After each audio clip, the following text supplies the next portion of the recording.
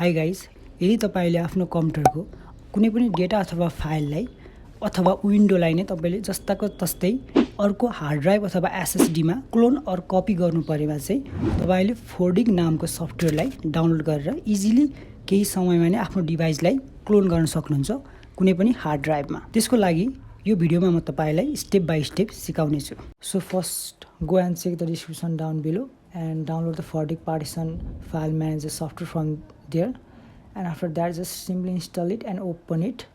So now as you can see clone disk रहेको छ and migration OS and partition management रहेको छ। So clone disk मा चाहिँ copy data from one disk to another disk भनेको छ, जहाँ चाहिँ हामीले डेटा चाहिँ एउटा डिस्कबाट अर्को डिस्कमा क्लोन गर्न सक्छौँ अर कपी गर्न सक्छौँ। and another one is clone partition। पार्टिसनलाई हामीले copy the data from one partition to another partition भनेको छ। डेटालाई हामीले एउटा पार्टिसन टु अनदर पार्टिसनमा हामीले यसलाई कपी गर्न सक्छौँ।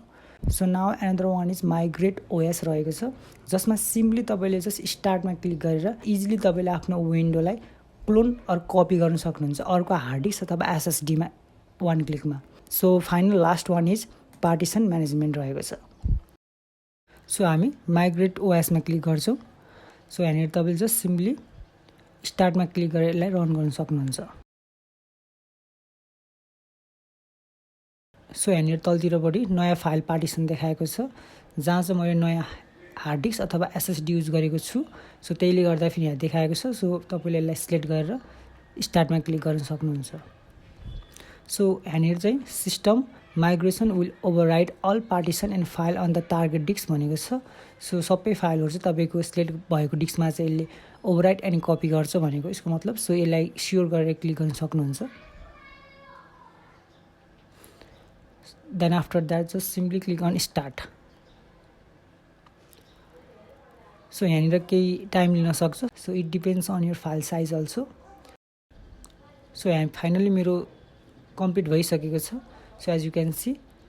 सो नम्बर वानमा चाहिँ place the target disk in the original slot after unplugging the source disk भनेको छ। सो पुरानो डिस्क निकालेको ठाउँमा चाहिँ तपाईँले नयाँ डिस्क चाहिँ अथवा हार्ड डिस्क अथवा एसएसडीलाई तपाईँले त्यहाँ प्लग गर्न सक्नुहुन्छ।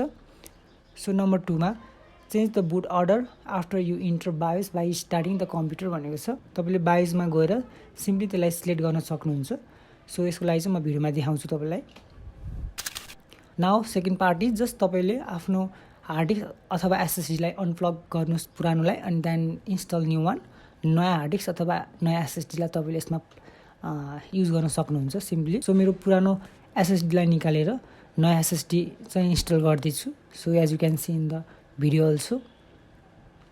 सो फाइनली जस्ट तपाईँले यसलाई टर्न अन गर्नुहोस् र यहाँनिर चाहिँ तपाईँको बायोस की रहेको छ, जसमा चाहिँ आफ्नो कम्पनी अथवा आफ्नो कम्प्युटरको डिफ्रेन्ट बायोस कीहरू रहेको हुन्छ, जसमा चाहिँ तपाईँले F2 अथवा डेल खिचेर तपाईँले ओपन गर्नुपर्ने हुन्छ। So as you can see in the picture मेरो DEL रहेको छ अनि म डिलिट खिचेर डिलिट कीलाई मल्टिपल टाइम क्लिक गरेर म ओपन गर्दैछु।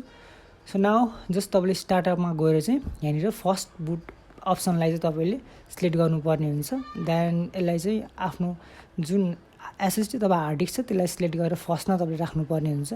So after that just simply तपाईँले F10 क्लिक गरेर यसलाई सेभ गर्न सक्नुहुन्छ। सो अटोमेटिकली तपाईँको विन्डो रिस्टार्ट हुन्छ।